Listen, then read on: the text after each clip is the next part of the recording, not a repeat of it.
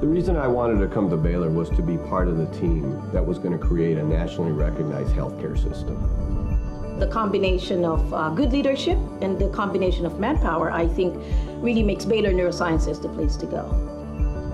Everyone thinks that we can move forward. Everyone thinks that we can take something to the next level. Everyone wants this to be the best place.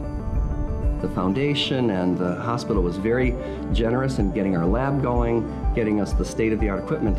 And so that allowed us to propel the laboratory, not just me, but the whole laboratory group, including some very good technicians, some very good postdoctoral fellows, and some super PhD associates who work with me to be at the front end of things.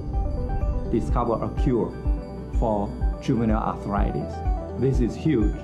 We also discovered the molecular target for treating systemic lupus erythematosus. This is absolutely amazing. Baylor happens to have one of the country's strongest human immunology cancer vaccine programs. We've now become the premier mechanical circulatory support program in the Metroplex.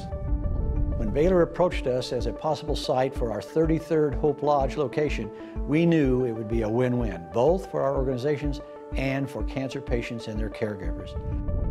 I think Joel's legacy is going to be an institution and an organization that continues long into the future, way beyond all of us being around, is continue to deliver the healthcare quality and with the compassion and the caring that Baylor is known for today. You know, for a long time, both Baylor and Scott and White have been working independently and working together to bring the triple aim to our communities, and that is lower cost, higher quality, and better patient outcomes to our communities. Baylor stands as a great example of what a 21st century healthcare system should be. When our Midland doctor said we needed to go to a hospital with a neonatal intensive care unit, we chose Baylor because we already knew it was one of the best.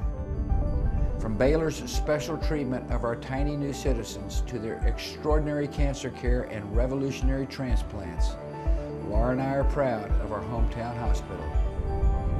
Whether you've got 21,000 employees, whether you've got the 30 hospitals across the Metroplex, I think it goes beyond healthcare. It becomes a city partner, a neighborhood partner, a family partner that is truly special, and that's why it's so irreplaceable. I really enjoy what I do. When I wake up in the morning, it's like, let's see what we can solve today.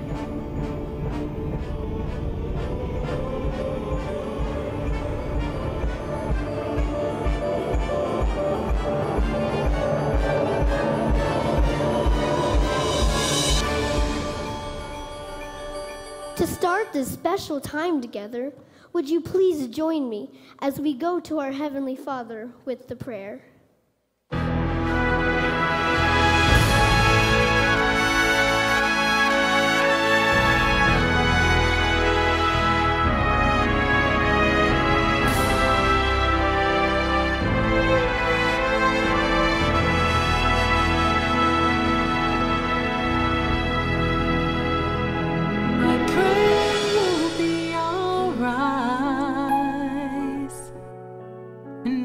Just where we go, and help us to be wise in times when we don't know.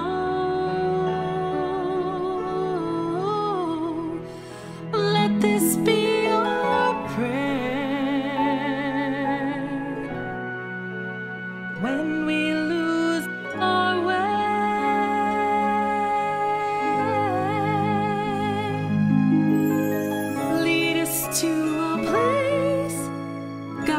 With your ways to a place where we'll be safe.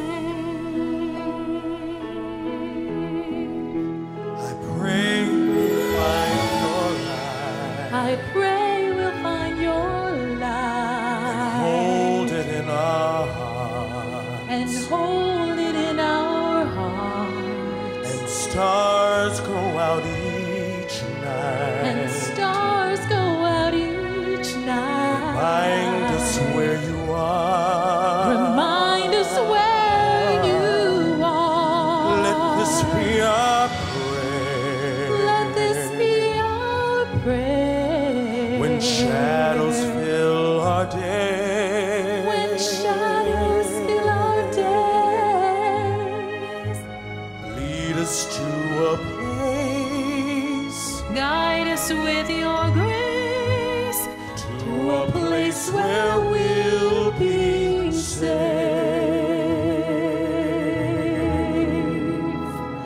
A world where pain and sorrow will be ended, and every heart that's broken will be mended. And we'll remember we are all God's children, reaching out to touch you, reaching to the sky. We ask that life be kind. We ask that life be kind From above. and watch us from above. Hope each soul will We find hope each soul will find another soul to love. another soul to love. Let this be our prayer. Let this be our prayer. Just like every child. Just like every child needs to find a place. Guide us with your grace. Give us faith so we'll be safe.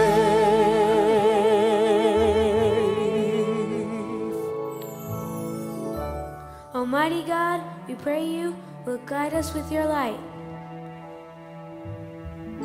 Please give us a heart to see those in need and a desire to help them.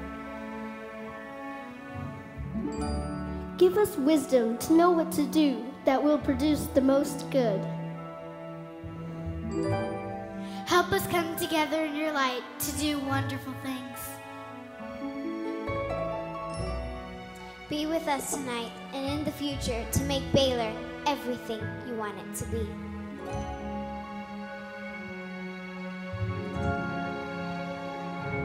Lead us to a place. Guide us with your grace. We all pray with one voice. All is faith, so we'll be saved.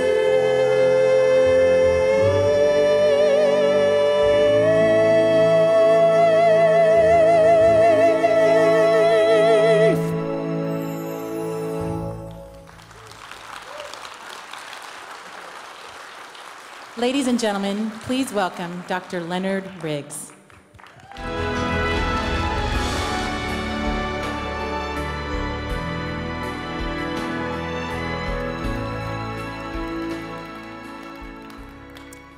Good evening, everyone, and welcome.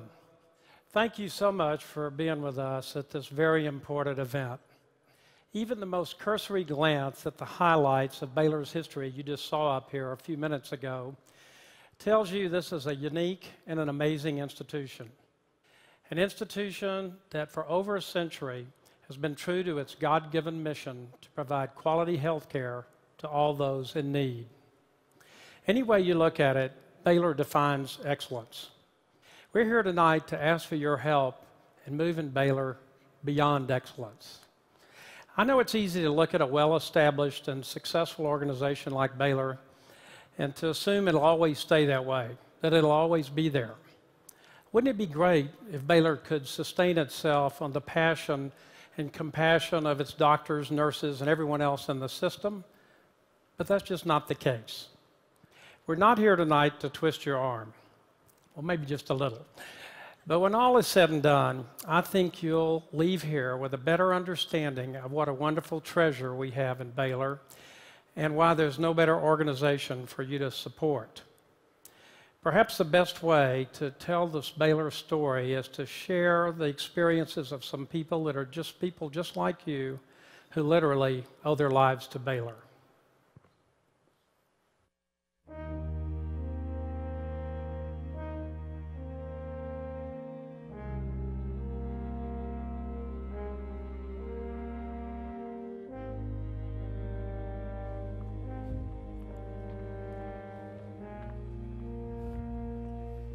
Three stories. 3 lives. 3 challenges with life and death consequences. A minister, a college student, An entrepreneur. Here today and healthy today because of the care, the expertise, and the extraordinary commitment of the people who are Baylor healthcare system. 3 stories. 3 lives. 3 tales of faith. A family. Of generosity. Of healing. Larry Walker, pastor of the Agape Baptist Community of Faith in Garland. Just was going up a couple steps at the church, was actually just carrying a couple cases of soda, felt a small twinge in my chest. The blood work revealed that he'd had a heart attack, and it was scary. Robin Walker, Larry's wife of 27 years. He was in the ER, in the room, and the expression on his face was what really made me nervous, because his demeanor is usually calm and serene, and you know, he's a laid-back guy, and he just looked so concerned and so scared. I had my own company, and was just living kind of the dream life of a mid-30-year-old, in Dallas, Texas. James Chippendale, entrepreneur. I'd really never been sick a day in my life, and I had this flu that I couldn't get rid of, and it just lasted for months and months and months, but it just persisted and would not go away. And then, it started getting worse, and I could barely walk up a flight of steps. I'd walk up 2 flights of steps, and I'd be, hunched over trying to grasp for breath, and I was like, something's really not right. Cynthia Brown, mother of college student Adele. Adele was born 3 weeks early. She was tiny. She was kind of jaundiced, and a couple of my other children had been jaundiced, but it was nothing. It just went away with age. And once again, the pediatrician said, I think you might need to go see a GI doctor. We can do tests to eliminate other things, but I'm pretty sure she has Alagille syndrome. Essentially, malformed bile ducts prevent her liver from working properly. And I can remember looking at him thinking, oh my God, she's really got something. I mean, this isn't just gonna go away. And still didn't feel sick. Biopsies and other things. I was in the hospital a few times, but I never felt sick. Adele Brown. I would say later on in high school, I started taking naps, I guess, and I was really tired. I had a lot less energy. In her early teens, a CAT scan showed that her liver had developed a nodule. She was put on the transplant list. I remember thinking, wait, is there something actually wrong with me? Because I knew I had a liver disease, and I remember we were doing all these tests and went to more and more doctor's appointments. And I kind of mentioned things. And I remember I could tell my mom, she's a dead giveaway, and she was getting worried. I remember thinking that now I have to be worried. I am the daddy's girl, big time. So I'm the one that always has to call to check on Dad every day. Larry's daughter, Sharon. So I called and didn't get an answer. So I finally got my mom, and she was like, don't freak out. Just calm down. And I'm like, you haven't even told me anything yet. Larry's other daughters, Kristen and Dominique. I didn't even know what a quintuple bypass surgery was. I was like, okay, quint is 5. That's not good. Larry is the hero of the family. So he's never sick, he's never weak, he's always on point and ready to go. And so for me to tell them that Daddy was down, that was not acceptable. I just remember thinking I might not have my dad anymore, and trying to cope with the fact that he might be gone. After a full battery of tests, James was asked to meet with his doctor. He was told he had leukemia. And I said, what was that? I knew it was some sort of cancer, but I didn't know what kind of cancer, and I didn't know what that really meant. And I remember saying, so how long do I have? I really wasn't scared. I don't think it hit me until I really started having pain. Adele went back to college in September, but her pain increased. And when it became intolerable, she called her mom from the emergency room. And it's like I wanted to say, why does it keep happening to this child? Still, Adele was told that she would have to get much sicker before she was moved up the transplant list. Home for Christmas break, in a lot of pain, a decision was made. Adele would not be returning to school. A few weeks before the Christmas break, Cynthia had received a call from a friend, Kelly, in Austin. She called and she said, I heard Adele might not be coming back to school in the spring. I just burst into tears and told her the whole story. 30 minutes of just crying and telling her everything. And then I said, I'm so sorry, thank you for listening, And so I hung up the phone and didn't think about it. James was told that leukemia was in an advanced stage. He was referred immediately to Baylor's hematology department. I wasn't sad. I wasn't mad. There's something in me that switched. And it was, okay, this is what I've got. Now let's fix it. And I went into this different space. I went into this place of, I've got to, come up with a way to, survive. Nothing else really mattered. All the money and the jobs and the traveling and the fun and the partying, none of that mattered at that moment. I remember it clearly, at that moment, none of that mattered. All that mattered is, what am I gonna do to survive? My grandson, the only grandson, is the one that sort of follows me everywhere and does everything that I do. He's sort of the junior deacon. And my dad is Jonathan's buddy. He kind of looks at my dad like, you know how the Little Rascals, how they were all like a gang and they hung out and they did these little things together and they collected stuff. That's how Jonathan and my dad are. We let him know that Peepaw's sick and he's not well and you have to be kind of calm and, just don't jump all over him. And so he really didn't understand at first until he saw Peepaw wasn't moving so fast, and he was concerned. His countenance changed. He got a little sad and a little withdrawn, and it was scary for him. James realized that the fast-paced, jet-setter lifestyle he'd worked so hard to create was no longer of any value. All that mattered now was survival. He resolved to do whatever it would take to restore health and well-being.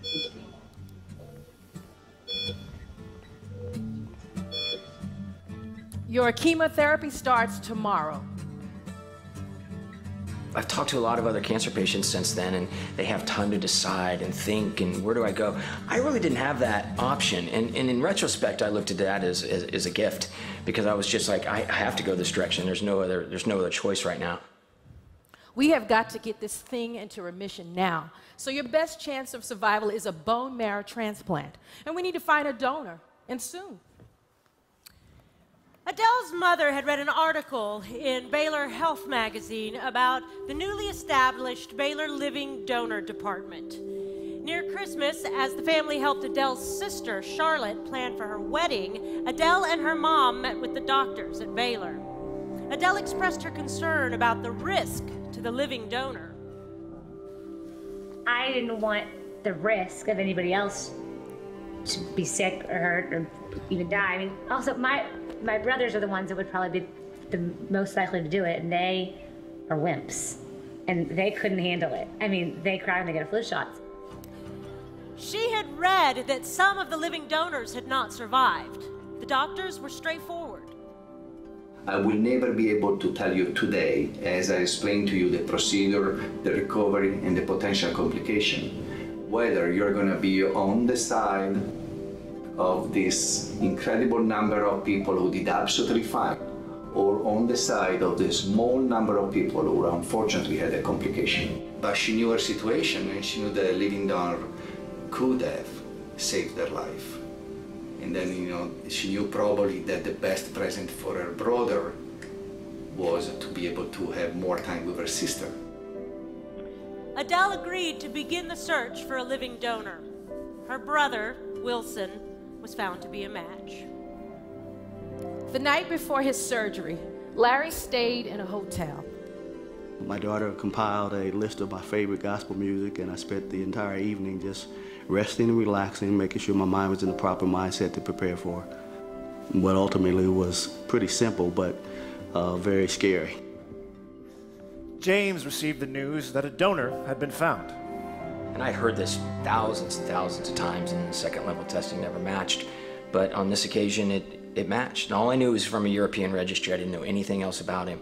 But it was a perfect match, and that was the direction we were going. The Sunday morning of her sister Charlotte's wedding, a twist of fate meant that Adele's brother Wilson would not be the living donor after all. In an unexpected phone call, Cynthia was informed that her daughter had been approved for a directed donor transplant. And I said, oh, okay, I thought she meant the living donor. And I'm thinking, great, why are you calling me on Sunday morning? I already know this, you know.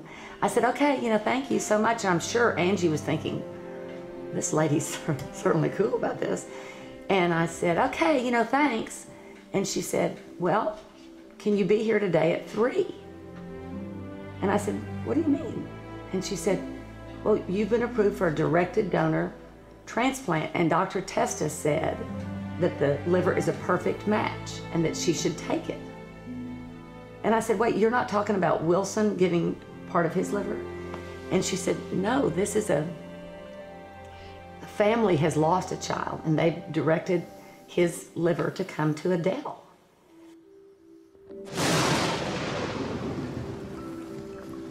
On the night James was to receive the bone marrow, a huge storm delayed the delivery of the European donor cells. Hours behind schedule, and after a great deal of anxious waiting, James finally received the transfusion. And I remember being alone that night and just, you know, kind of watching the whole thing unfold. And it was interesting because that transplant was either going to save my life or kill me. Three stories. 3 nights. 3 challenges with life and death consequences. A minister, a college student, an entrepreneur. 3 lives. Waiting.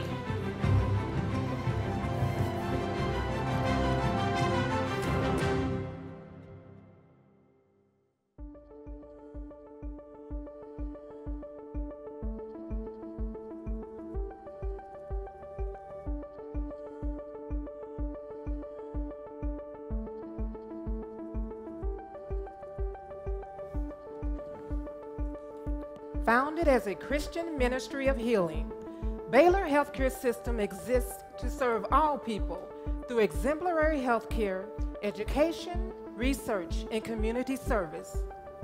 In order to achieve this goal, the Foundation works alongside thousands of caring donors to raise funds and take our programs and services to the next level.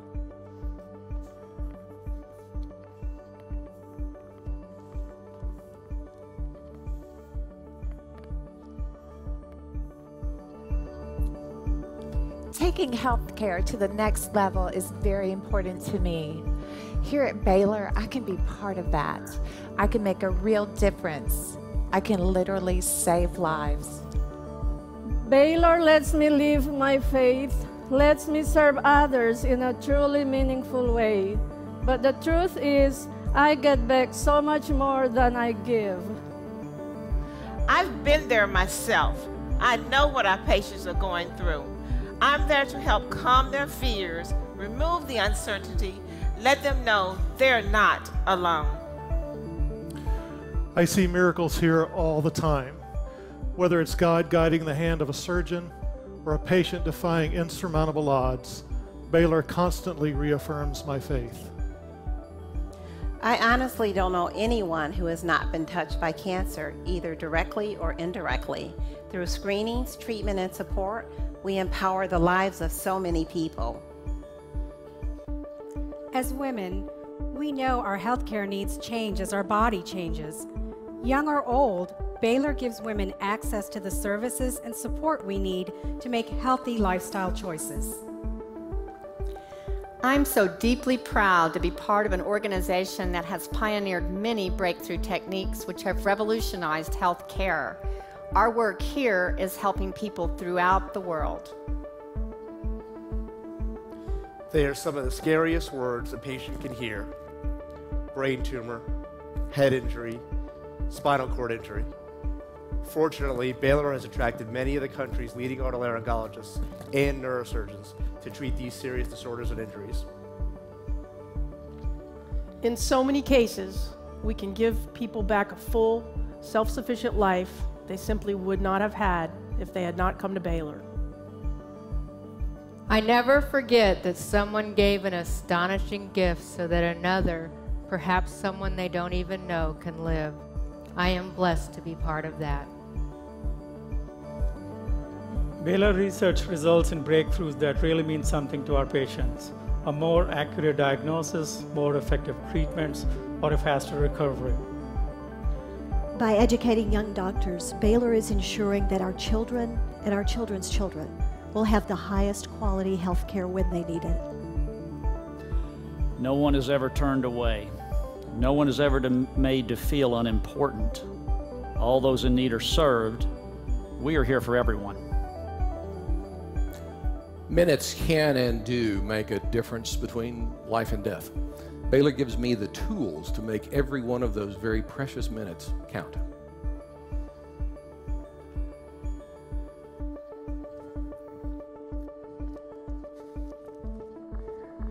As you can see, Baylor is a huge organization with one constant, and that is excellence. Excellence in all that we do. Please join me in thanking the men and women of Baylor. Thank you.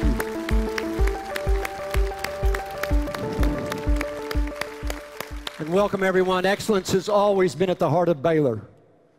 And we are here tonight to ask you help us not only guarantee it for the future, but take it to an even higher level. To go beyond excellence. What do I mean by beyond excellence? I mean that at Baylor, we can never be satisfied. We can never stop pushing forward. When we achieve one goal, we must set another. When we climb to a new level, we must set the bar even higher. That's the only way to continue to progress. The only way to discover new breakthroughs. The only way to advance the science of healthcare. There are still today too many people counting on us to ever say, okay, we've done enough. Going beyond excellence will present somewhat of a challenge for Baylor because of our past and current successes. And what do I mean by success? Baylor University Medical Center at Dallas is ranked #1 in the region by U.S. News and World Report. And Baylor Dallas has also been named the safest hospital in the state of Texas by Consumer Reports. This year, our asset base will grow to $5.5 billion. And over the past few years, more than 24 construction and/or growth projects have been planned or completed. The scope of our healthcare services we offer is unsurpassed. And each of those areas has additional avenues of research and patient care as well. Currently, there are more than 900 clinical research trials underway across the Baylor healthcare system. We are at the forefront of providing true health care rather than sick care through such initiatives as our innovative Baylor Diabetes Health and Wellness Institute in southern Dallas. We provide more than $500 million in community benefits annually. Our cancer center treats more outpatients than any other center in all of North Texas. We maintain one of only 2 Level 1 adult trauma centers in Dallas County. And we are the only community hospitals in some cities like Waxahachie and Garland. All of this in your own backyard. waiting for you and for the rest of our community when the need arises. Truly, Baylor makes us all better as caregivers and as a community. Tonight, we are offering all of you the opportunity to help ensure that Baylor continues our 110-year history of fulfilling our mission. Let me share this mission statement with you.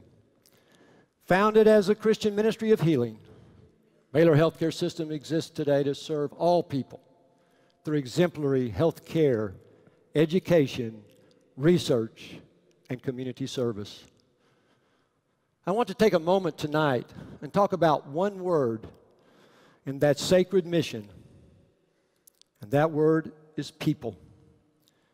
On the surface, it's kind of an abstract, detached word that lacks passion and involvement.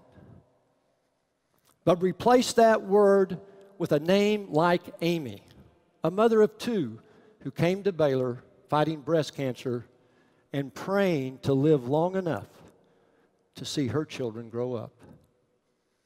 Or Angie, the recipient of a life-saving kidney transplant from a very caring stranger. Or Mark, a motorcycle accident victim coming to Baylor for rehabilitation services so that he can live a full life, although he'll never walk again. If you've lived in North Texas for a while, you might easily add your name or the name of a family member or a friend to that list. Put in your name and your family story, and suddenly the people we are here to serve become very real, and they become incredibly important. Their situations are compelling. Their needs become our priority. Their hopes, their dreams, and prayers are now part of the everyday fabric of Baylor. Yes, we are their health care provider. We are your health care provider. But over time, we become more than that. We become our patients' friends, their counselors, their advocates, their confidants, their prayer partners, and yes, oftentimes, part of their family. We minister to their heart and their soul as well as to their body.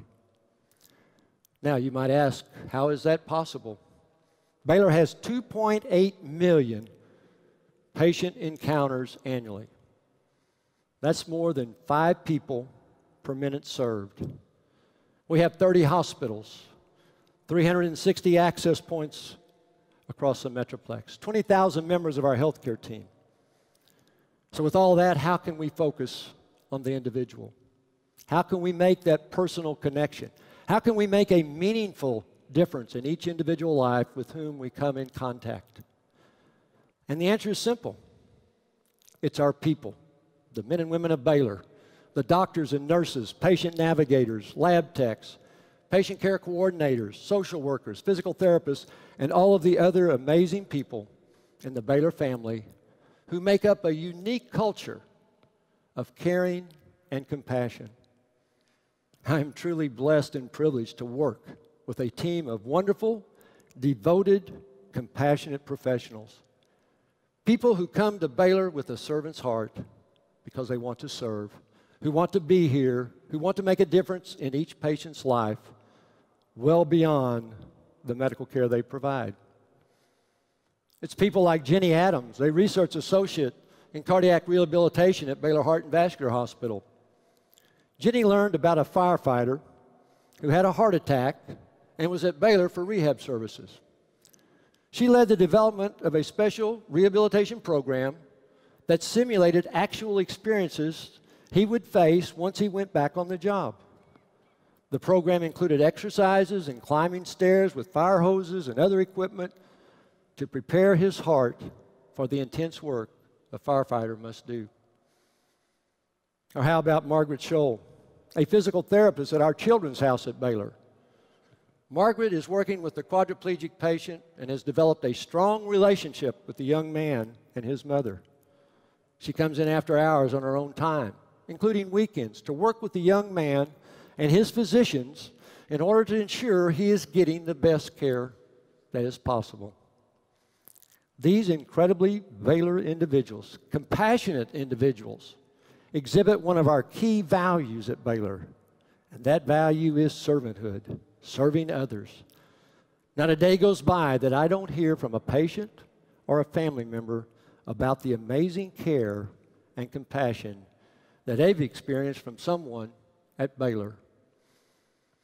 The health care we provide, we believe, is second to none. But the individual connection the men and women Baylor make, the lengths they will go to assist and to comfort a patient in his or her most trying time, is nothing short of extraordinary.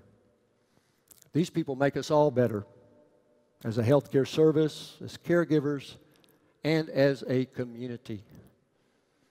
But as we all know, we're living in a new day, a new world. We must find new solutions if we are to ensure a consistency of care, if we are to continue to grow and meet the needs of the community, and if we are to fulfill our mission for another 100 years. I'm very pleased to announce that we have taken the first major step in that direction. We are now in the due diligence process of considering a merger with Scott & White Healthcare to create Baylor Scott & White Health. This new $7.7 billion organization would offer the combined resources of 42 hospitals, more than 440 patient care sites, more than 4,000 active physicians, and 34,000 employees. It would be the largest not-for-profit health system in Texas and one of the 20 largest in the nation. And for Baylor, this collaboration gives us a strong partner in creating a new approach to meeting the demands of healthcare reform, the changing needs of our patients, and the extraordinary advances that will continue to occur in clinical care. We are fortunate Baylor Scott & White share similar cultures, similar missions, visions, and values. And we are not going to wait for the industry to decide what to do in this changing world. We are forging our own path, setting our own direction and our own vision. We will help drive and shape what healthcare delivery in this country will become. We are fiercely determined that we will stand for and we will deliver what we say in our vision statement, which is Baylor's vision for the future is to be trusted as the best place to give and receive safe, quality, compassionate care. Our brand is our promise. The quality of care we provide will never be diminished in any way. Our values will not be compromised. We want to make healthcare quality available to more individuals, not fewer. We want to develop the new strategies, the new approaches, the new models others will use to provide for better health care for a growing population. We embrace our mission, and we have faith that we are doing God's work. To patients, it is more than medical science that treats the body. It is human compassion that nurtures hope, and it fortifies the spirit. To our community, it's more than an institution. It is the very embodiment of our history, of Texans' noblest instincts and our highest values. To us, those who work here, it is more than a place to advance our skills and practice our professions. It is truly a cause. It's a calling, compelling us to find the best within ourselves as we live out the command to love thy neighbor. Because of all that Baylor is and does, I am truly proud to say, I am Baylor. And I know everyone who works with me is proud to say, I am Baylor. And now I'm asking you, through your actions and wonderful generosity this evening, to say those words as well. I am Baylor. Thank you.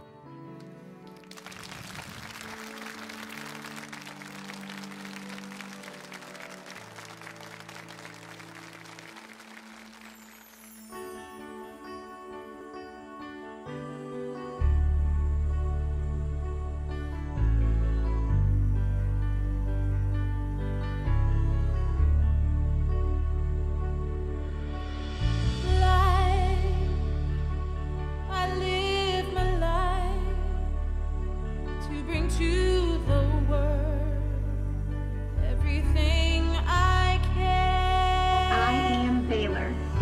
Life, I choose to live as a means to give everything I am. I am Baylor. As we share our dreams. I am Baylor. As we share our lives. I am Baylor. Lead the way like a shining star. I am that light. I am Baylor. I am Baylor. I am Baylor. I am Baylor. I am Baylor. I am Baylor. I am Baylor. Strong, I am bold and strong, and I dream beyond what the world can see. Brave,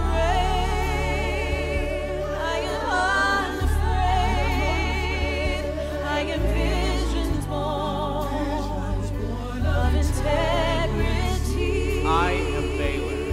As we share our dreams, as we share our lives, I'll lead the way like a shining star. I am that light. I am Baylor. I pursue not merely a job well done, but a higher calling. I am ambitious, but not for my own sake. I am rooted in a community of faith. I strive to aid my colleagues in their healing mission and work hard to better the communities we serve. I keep my eyes on the goal of improving lives and my mind on the Baylor tradition of medical excellence that helps us reach that goal. I am optimistic, investing for tomorrow. And yet, I am also a little impatient, pushing myself to advance the science that will improve lives today. I am fervent.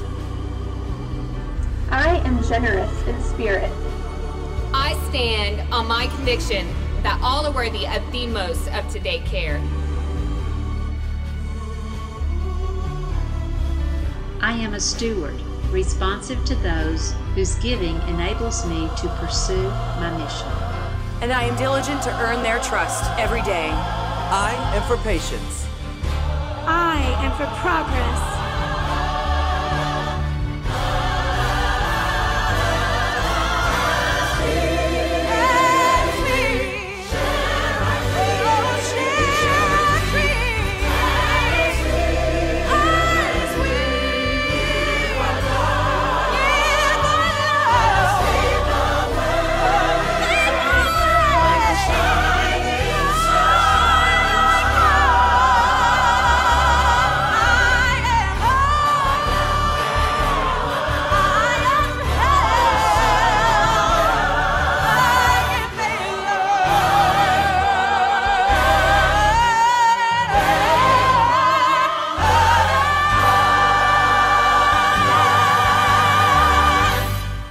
I too am Baylor. I want to thank everyone for their talent and heartfelt testimonies. Great job, guys. Good evening. Thank you for being here. I am here because I believe in Baylor. I believe in my teammates. I believe, and most importantly, I believe in our mission. The essence of Baylor starts at the very top. Joel's brand of servant leadership sets the tone for us all. His selfless attitude, his character, and his compassion are all contagious. You want to follow him. You want to copy his example. This attitude, this character, this love for what we do and who we serve is ingrained in Baylor's DNA. We're all here tonight to celebrate our past. We're here to talk about our vision for the future. And we're here to outline what it's going to take to keep this system at the top of its game. We are all lucky to live in one of the world's great cities. Great cities reflect the values of its citizens. Leading cities take great pride in their institutions of education and cultural assets. However, it is clear that you can't have a truly great city without great healthcare institutions serving all of its citizens. Leaders in our city have supported that belief for decades. Evidence of that commitment to Dallas and that commitment to Baylor and world-class healthcare is reflected by the names all around. As the world continues to change, citizens have more choices now than ever. To succeed in this new environment, a successful organization must truly understand its identity. It must define its unique role in the world and promote what makes it different from others. At Baylor, that difference is and always has been our caregivers and our staff armed with confidence and compassion. We call this the Baylor difference. Let me share a quick story that illustrates what I'm talking about. It's a true story. The other day, a friend came up to me and he wanted to share a recent experience at Baylor. We'll call him Jerry, but that's not his real name. Jerry is a former Marine, a cancer survivor, and a tough and proud guy. He is scheduled for a complex surgery on his neck. He told me that he's in a great deal of pain. He came down to do his pre-op paperwork, something, frankly, he wasn't looking forward to. But he met Jackie. He described her as a very proper lady. Jackie guided him through all the paperwork. At the end, he noticed she was writing on a piece of paper. She pushed it across to him. On it was the following message: how can we make your day better? So this tough guy told me he was speechless. He told me that this touched him to the core. You see, Jackie could have gone on to the next patient very easily. However, she noticed that he was in pain and, frankly, he was scared. So this one thoughtful little moment, this attitude communicated so beautifully by Jackie, and this very simple gesture reassured my friend that Baylor cares about him. Baylor cares about his well-being. Maya Angelou said it best. She said, I've learned that people will forget what you said. People will forget what you did, but people will never forget how you made them feel. Jerry will soon forget about the paperwork, but he will never forget how Jackie made him feel. Becoming the highest expression of that attitude is our reason for being. Many times the highest acknowledgement of this attribute comes from others. The American Cancer Society recently selected Baylor University Medical Center as the site of both its new regional headquarters and its newest Hope Lodge. Now, Hope Lodge is a 50-room, $20 million residential facility where cancer patients and their families coming from over 50 miles away can find free lodging along with help, hope, and community. It'll be built on land donated by Baylor. When I heard the news, I said, what does this mean? Why did they choose Baylor? After all, there are several outstanding cancer hospitals in North Texas. However, after all their deliberations, they chose us. Was it because of our new cancer center? Was it because of our research-driven care? Did it happen because of our caregivers' compassionate attitudes? Or did it happen for all these reasons? And that's the point. They chose Baylor because of all these reasons. Joel talked passionately about our mission and our vision. That's what drives the Baylor healthcare system. At the foundation, it is my job and my teammates' job to work with thousands of considerate donors to give Joel and our caregivers the resources to provide the very best in patient care. We are reminded every single day of the fact that excellence is perishable. Like every health system, Baylor is facing serious challenges. There's growing pressure every day to cut costs and reduce services. But know this, there are simply some things we cannot and will not do. We cannot and will not ignore that compass, that moral compass that tells us to always do right by our patients. Make no mistake, this will be difficult. Despite the challenges, we are moving forward. We'll learn how to succeed in this new environment. However, we need your help. As Dr. Riggs said earlier, tonight is a very special evening. It is the beginning. It is the launch of the public phase of Campaign 2015. The theme of this campaign is Baylor makes us all better. Baylor makes us all better as patients, as caregivers, and as community leaders. Our goal is to raise $250 million. We're making great progress. We're over 2/3 there toward our goal. Since the campaign began, your generous grants have transformed our system. And for this, we offer our heartfelt thanks.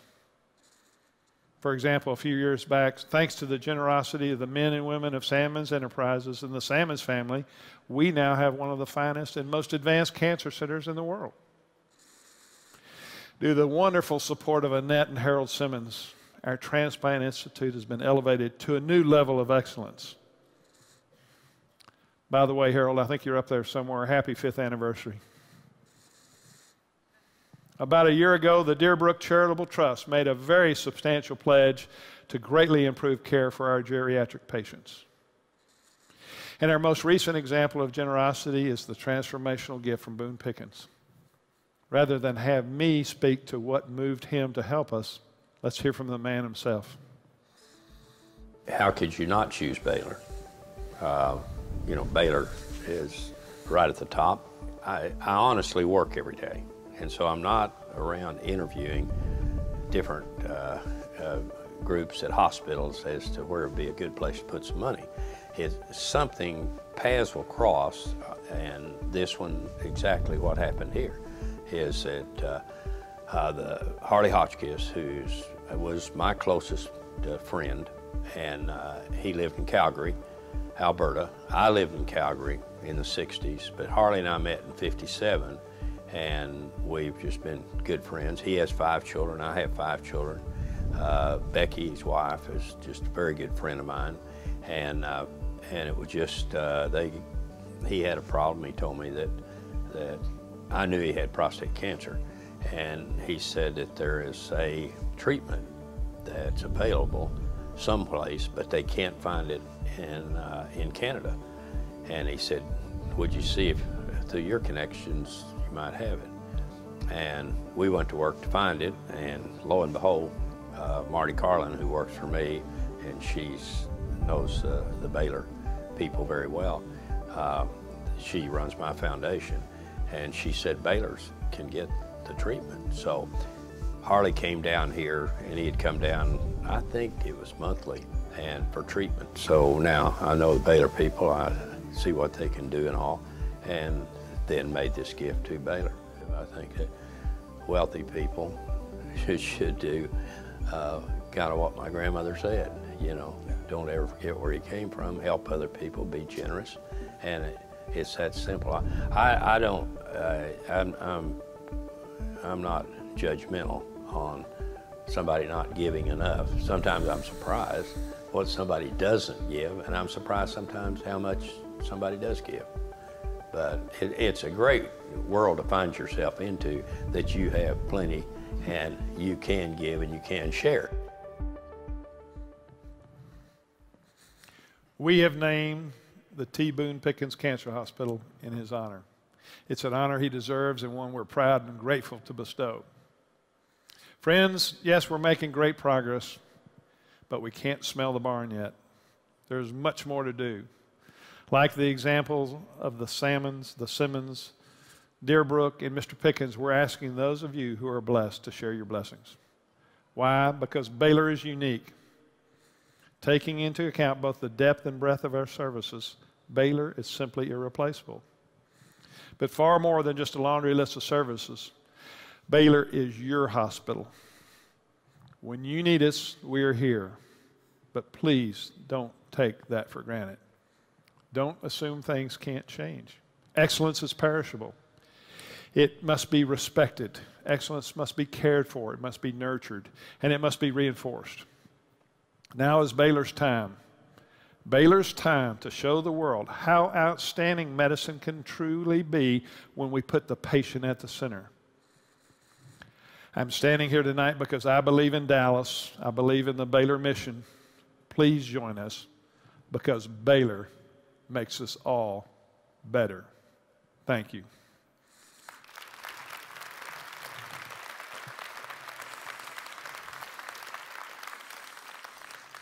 At an event such as this, it's easy to talk about big numbers. But the truth is, the most important number Baylor focuses on is the number one, how we impact one person at a time.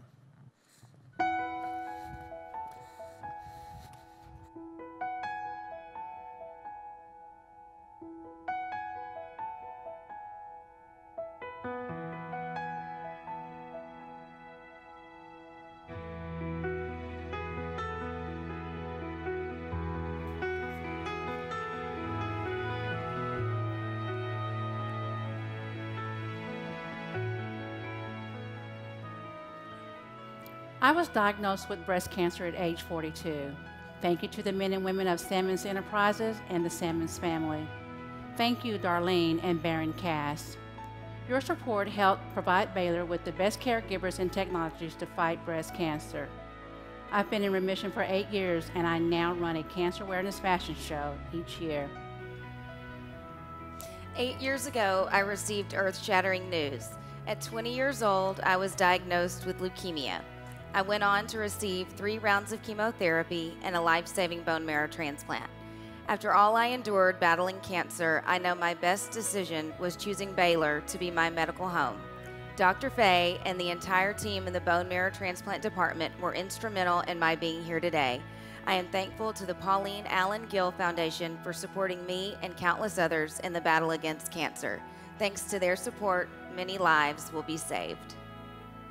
After surviving a heart attack, I was unable to walk or use my arms. Thanks to the support of the generous donors like Ray and B. Wallace and the skilled cardiovascular team at Baylor, I am not only a proud recipient of a new heart, but also a Baylor volunteer. 3 years ago, my husband was brought into the Riggs Emergency Department with life-threatening injuries after being shot in the line of duty while serving with the FBI Safe Streets Violent Gang Task Force. Dr. Foreman and all the Baylor staff not only cared for my husband, but also for our close-knit family. We are blessed that Baylor has continued the excellent care for our family. Just 2 weeks ago, we were both able to welcome our first grandchild to the world. That is a true miracle that words cannot describe. Thank you, Peggy and Leonard Riggs, and all your friends for your support of emergency medicine. Lana and Barry Andrews, thanks in part to your generous support of graduate medical education, I received the finest training imaginable during my Baylor residency and have now joined a physician group at Baylor where I can put my skills and education to good use. Harold and Annette Simmons, thank you for your support of Baylor's transplant program. When I was 25, lupus forced me to have dialysis and ultimately a kidney transplant. Your gift, along with the life-saving work of all my doctors, saved my life. Without them, I don't know where I would be today. Our son Noah has a smile that wins hearts. Noah was born with Down syndrome, and we understand how important therapy is to his development. We are so thankful to his therapist at our children's house. Thanks to Crystal Charity and Arnold and Kathy Pesci for their support of our children's house. My son Noah doesn't let having been born with Down syndrome hold him back. Every day brings more progress and joy to our lives, and now we're enjoying watching Noah master his latest milestone of walking. As a mother to 2 young children, I was terrified when I was diagnosed with stage 3 melanoma and given a 20% chance to live. My doctors refused to let me lose hope. They aggressively treated my cancer and enrolled me in a clinical trial at Baylor and ultimately saved my life. Mr. T. Boone Pickens, thanks to your support, countless others battling cancer will have access to excellent care and advanced research in the hospital that bears your name. I provide pastoral care to families desperately trying to cope with the loss of their baby. I will never forget the tears and gratitude of one father who said, "Before this happened, I didn't think there were any good people in the world and that people only cared about themselves. Now, after losing our baby girl and receiving so much help and support from Baylor, I know there are good people in the world." A special thank you to the Spangenberg family for your generous gift to create a NICU comfort care room for families in the midst of grief and crisis.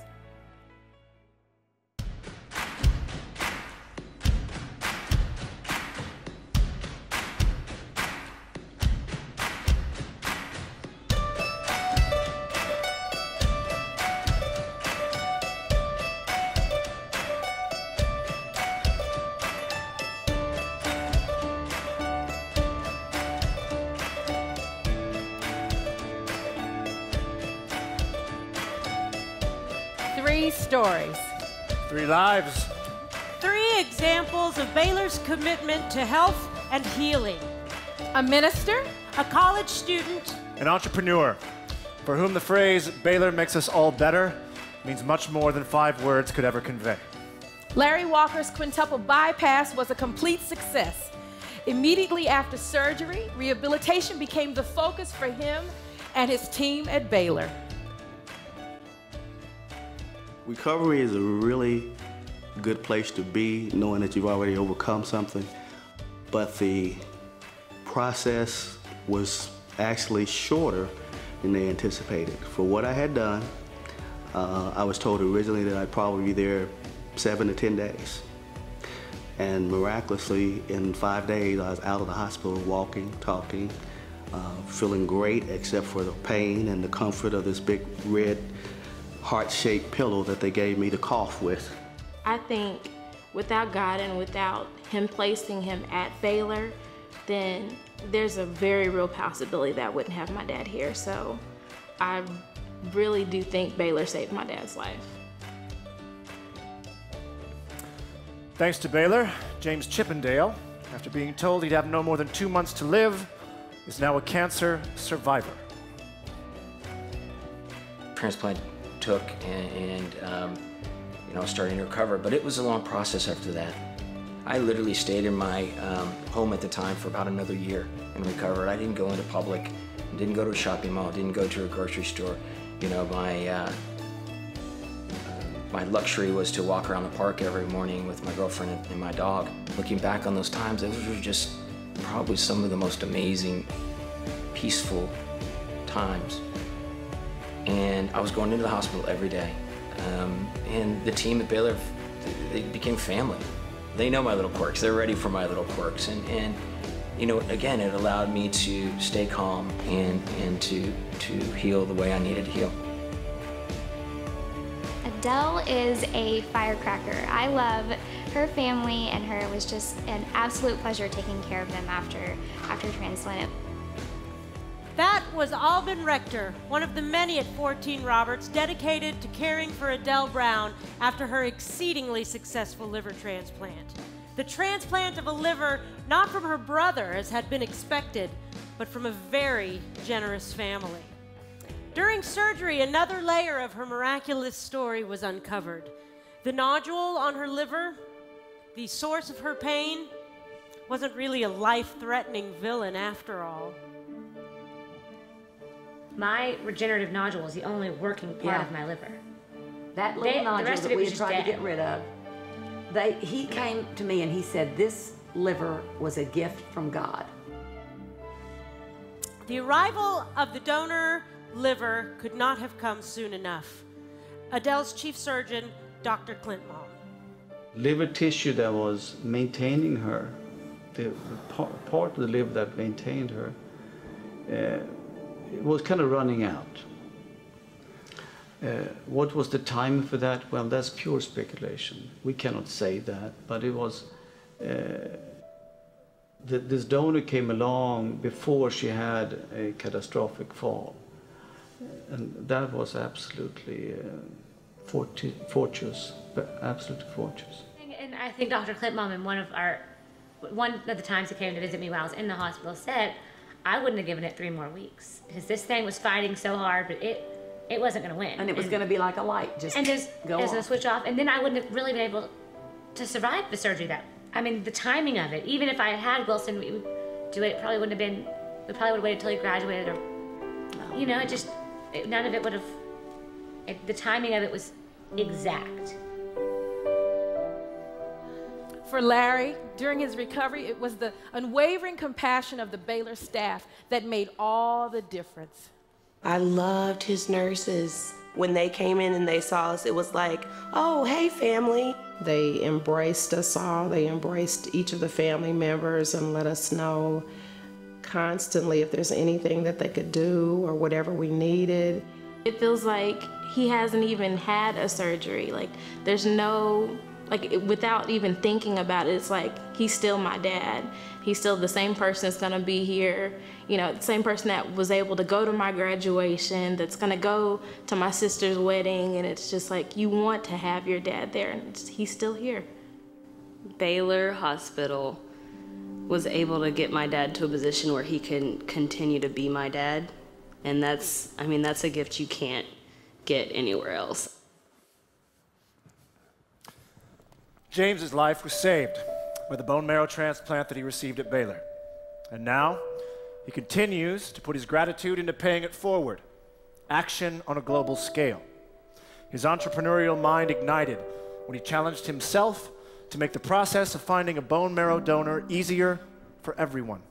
There needed to be, more awareness out there, and there needed to be more people on the registry, because I didn't want people in my same position to be sitting there for months and months and months worrying, am I actually going to find a donor? I felt very passionate that something needed to be done. James met a Welsh rock and roll singer named Mike Peters, who also faced the challenge of leukemia. Without hesitation, James became Mike's partner in health. He connected the singer's doctors with his own doctors, and when Mike came to Texas for a music festival, he arranged an in-person consultation with his Baylor doctors. It was then that the two men had a miraculous idea. Mike and I started talking. We're like, why are we so lucky? We've got the best doctors in the world. We've got money to be able to pay for the treatments and health insurance. And I have a bone marrow donor. But there's millions of people around the world that don't have these opportunities. And why is that fair? And so it was at that moment that Mike and I said, let's start our own charity.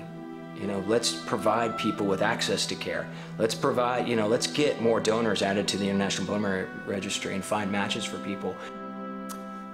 The Love, Hope, Strength Foundation, the charity that James and his rocker friend Mike Peters created, was launched with a record-breaking concert on the slopes of Mount Everest. Since then, the charity has done over 500 events on 6 continents, and millions of dollars have been raised for cancer centers around the world. We've added over 30,000 donors to the International Bone Marrow Registry. We found 360 matches in just the last year. We've done concerts on some of the highest peaks in the world: Mount Kilimanjaro, Machu Picchu in Peru, Mount Fuji, Pikes Peak. We've been on tour with J-Lo and Enrique Iglesias and Linkin Park and Squeeze and the Gin Blossoms, where they take us on tour with them and swab the cheeks of their fans, and those fans are now matching people around the world and saving lives. And it all just came from this little dream of, what can we do to kind of, make this world a little better place and to give people the same chances that we had. Adele received her directed donor liver unexpectedly. The miracle story of how that came about all started with the phone call that Cynthia had received from her friend Kelly. Well, the story was a friend, not even one of her best friends, but a friend of hers' son had been hit by a car the week before, like the Friday before, I think, or Saturday before, early in the morning, in California. And he'd been on life support for the whole week. And on Friday night, Charlotte's rehearsal dinner night, they realized that he was not going to recover, and they decided to donate his organs.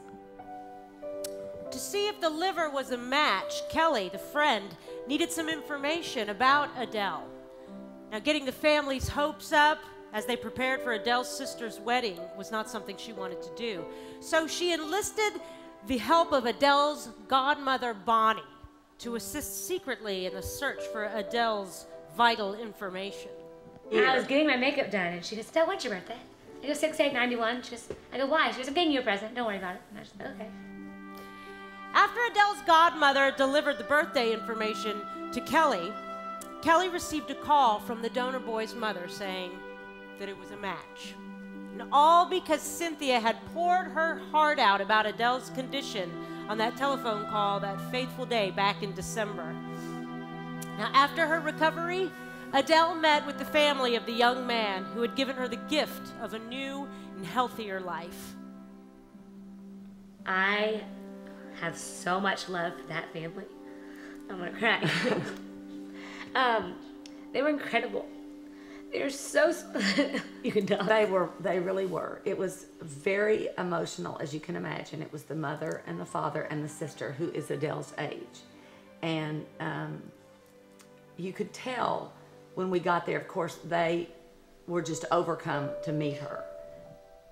Meeting the family was an enormously emotional experience for everyone. But all sadness was displaced with joy and hope and connectedness. I feel so lucky every single day that not only that I have a liver and I'm healthy, but that I get to have this boy's liver, and I get to meet this family, and I get to know them, and they mean so much to me, not even because I'm okay, but just because they're just so great. They were amazing, and I loved meeting them. They're awesome. Three stories. A minister. I can't say this. I've visited many other hospitals, you know, as a clergy and also as a patient. There's definitely something distinctively different when I go into a Baylor hospital. A college student. Every member of the staff at Baylor is really incredible. From the person who cleans your room to the person you see stocking the shelves. I mean, they're all have a smile on their face. They all love what they're doing, and they just all care so much. An entrepreneur. Maybe we were a little naive at the time, thinking we're going to start this global charity and all these things. And you know, Mike and I are both dreamers, but that was the moment that we said we're going to do this. Larry's daughters have their dad back, healthy and full of vitality. His wife, Robin, has her loving husband at her side, all thanks to the care he received at Baylor. Ladies and gentlemen, Larry Walker.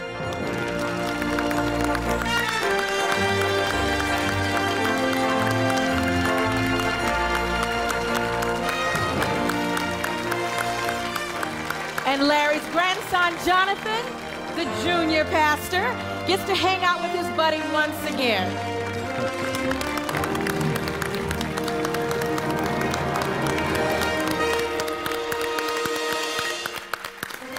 His Love, Hope, Strength Foundation continues to make the world a better place. A cancer survivor and a Baylor success story. Ladies and gentlemen, James Chippendale.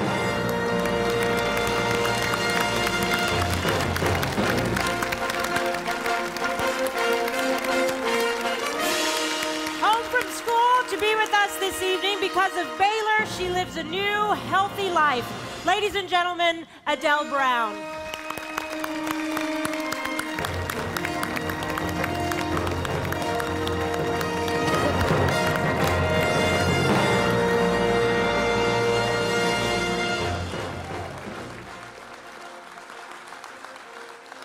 I have several people whom I'd like to thank.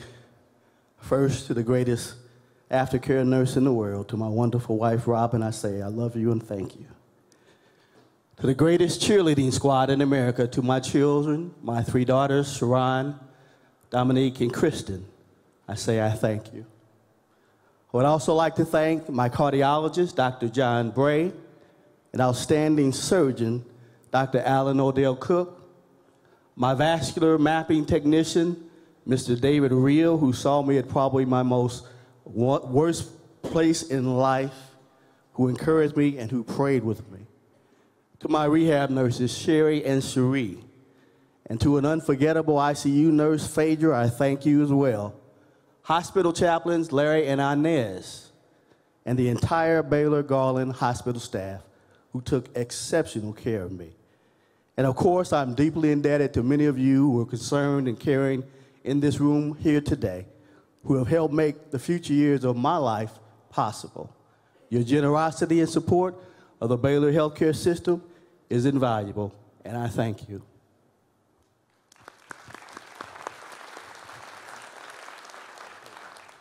Thank you, Baylor, for you and my people. It's impossible to follow that. How do you follow a clergyman and his grandson? Baylor, next time you have an event, can you make it a little bigger and more dramatic for me, please? Wow, this has been amazing. It's the people of Baylor that make it so special. Yes, Dr. Fay is a magician and the best doctor on the planet. All you have to do is ask him. But it's the front lines that we patients are so grateful for. The receptionist, Mary, who always greeted me with a smile and was generally concerned how I was feeling. Bucky and Freeman in the lab, who always had words of encouragement for me. Barbara, Dr. Fay's coordinator, who fully informed me and is, more importantly, the best friend for my family. At Baylor, you're not a number, you're a person with fears, feelings, and deep emotion. The amazing care and understanding you get at Baylor is second to none. But most importantly, they comfort my family with a sense of grace and confidence that no matter how bad it looked, they always focused on the positive. Little did I know that the biggest test was yet to come. Shortly after my battle, my sweet mother, she's out there somewhere, was diagnosed with multiple myeloma. Dad, that's what you get for buying that house under the power lines. It's caused some problems for us, actually. I calmly looked at her and I said, Mom, I know just where to go. Yep, Baylor. Dr. Fay, his massive biceps and even more massive sense of confidence were back in my life. Why Fay? Why Baylor? Because if I will trust you with my mother, then you must be the best. And lastly, I'm happy to say my mother's alive and well, somewhere out there today.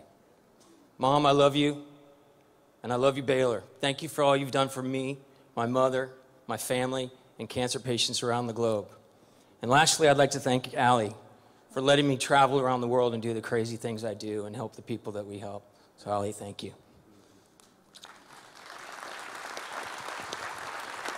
Hi. I just want to say a blanket thank you to the entire Baylor staff. Y'all are all so amazing and incredible and have done so much for me. You are all a direct result of many answered prayers, which is why I also want to thank all the people who have prayed for me throughout my whole journey. I have been so lucky to experience the power of prayer, and I'm so thankful to you all.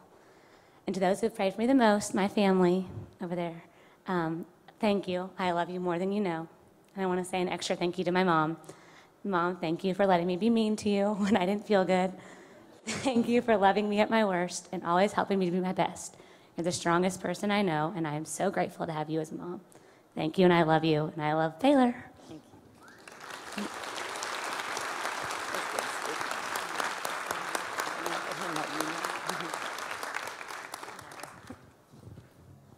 Well, my friends, that's what it's all about.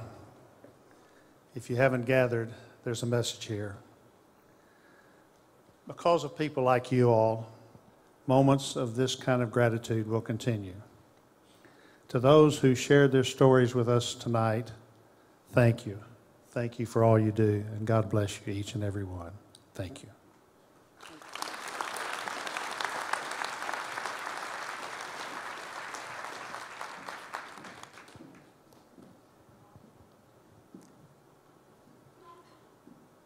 The stories that you heard just a few minutes this evening have told you everything you need to know about Baylor. It's about offering hope. It's about making a difference. It's about relieving pain. And it's about saving lives. We're truly blessed to have such a remarkable institution here in North Texas. How did we get so lucky? The fact is, luck had nothing to do with it. Baylor is the result of generations of caring, committed, compassionate individuals dedicated to making excellent health care available to everyone in need. We all know that excellence does not simply happen. It requires vision, focus, hard work, and of course, resources. Ever since Baylor was founded over 110 years ago, it's been on the forefront of innovation. Today, it offers the finest physicians, finest nurses, the finest technicians and support staff, the most advanced technologies, outstanding research, and excellent quality of care. But more than that, Baylor is a rallying point for generations of remarkable people who have been called to serve others. It is a culture of caring and concern that is truly extraordinary. I've seen this caring, compassionate attitude firsthand, and I suspect many of you all have as well. 2 of our children and 1 of our grandchildren were born at Baylor. I've been in the emergency room countless times with our children after playground accidents and sports injuries. Most recently, I comforted my brother-in-law at Baylor in his last illness. And in every case, everyone involved demonstrated a warm and giving spirit that, again, was truly extraordinary. On a regular basis, I hear stories from neighbors, from friends, from business colleagues, and from casual strangers. You know, they think I know something about medicine, and of course I don't, but I don't let on, because they want to tell me about something that happened at Baylor. It always starts with outstanding medical care, but it inevitably includes an example of the warm, giving spirit that was experienced. Not long ago, a little over a year, I was standing in the corridor outside the recovery room at Baylor where our newborn granddaughter was. And by the way, she is beautiful and she's smart. Grandfathers know these things. But at some distance down the hall, a maintenance man was mopping the floor. Now, I've mopped floors before. And Pete, you have too. And this fellow was doing a good job. As I watched, an elderly couple emerged from the hallway beyond where the man was mopping. As he saw them, it was apparent that they were lost. He stopped his mopping, set aside his equipment, and made his way down the hall to this couple. After a brief discussion, he led them slowly around the corner, apparently to where they were headed. In a few minutes, he returned, and he took up his mopping again. No one saw this small act of kindness other than me, and that from a distance. He clearly didn't expect any acknowledgement, and in fact, he didn't seem to regard what he did was anything unusual. But to me, it was consistent with what I see at Baylor on a regular basis. Last year, late last year, when my brother-in-law was referred from another hospital to Baylor, it was apparent that his cancer was terminal. He was provided with the very finest care, and an every effort was made to maintain his life in as comfortable a state as possible. The nurses and technicians and all concerned were focused on him and his family. But I will always remember one simple incident. One night, one of the nurses asked what he would like to eat. As you can imagine, she had several offerings that were consistent with his situation. But in an attempt at humor, he said, "You know, I'd just soon have a fudgesicle." And we laughed. Several hours later, that nurse showed up with a fudgesicle. I have no idea where she got it, but I will never forget that gesture. That's what makes Baylor special. 1,000 acts of kindness, big and small, that make the medical experience a bit easier, more understandable, less frightening, and perhaps more bearable. Individuals who are with you every step of the way, physically, emotionally, and spiritually. Baylor is a precious resource in our community. In my opinion, it is vital that we all work to ensure that this special mission of healing that is Baylor continues. Baylor is at a crossroads, and the next few years will determine how well Baylor can deliver on its mission. Wilfred Grenfell, an English medical missionary, once wrote, "The service we provide others is really the rent we pay to God for our room on earth." My friends, our rent is due. Our goal is to raise $250 million for Baylor. And while we already have commitments for 2/3 of that amount, there's much left to do. This is money that will go towards research, capital projects, medical education, patient programs, and more. Money that will help Baylor go beyond excellence. The people in this room are thoughtful, generous, caring individuals. You volunteer, you serve on boards and committees, and you provide funds for all sorts of charitable needs in this community. If you were confronted with a person in pain or in distress, you would readily write a check to alleviate that situation. By committing to support Baylor in this effort, you are in effect curing disease, saving lives, mitigating pain, offering counsel, and providing restorative therapy. I ask that you thoughtfully consider this need and that you commit to do what you can to sustain Baylor as the world-class health provider it is and to help make it even better.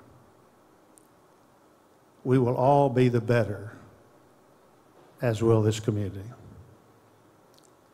Thank you so very much, and God bless you.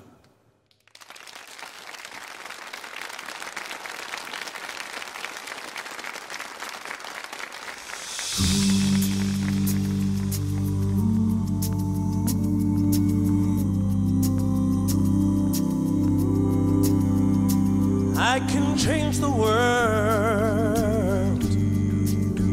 with my own two hands, make it a better place with my own two hands, with my own two hands. While we may not all have the hands of surgeons with the skills to mend a life physically, certainly everyone in this very room tonight has healed a life in some sort of way because you have supported this hospital with your time and your gifts. Here at Baylor, we have an annual tradition. It's called the Blessing of the Hands ceremony. This blessing ceremony has been a sacred Baylor ritual for generations, inviting God to bless the hands with his healing, giving, and loving touch as we commence each new year. So tonight, because each of you have had a hand in taking Baylor beyond excellence, we would like to share this tradition with you. So please, join us now and stand.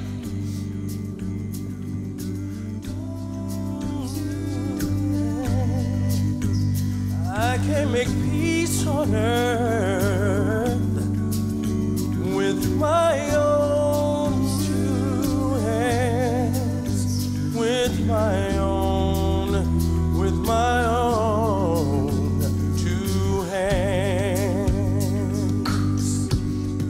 Father who art in heaven, hallowed be thy name. We ask you to bless the mission of Baylor Healthcare System.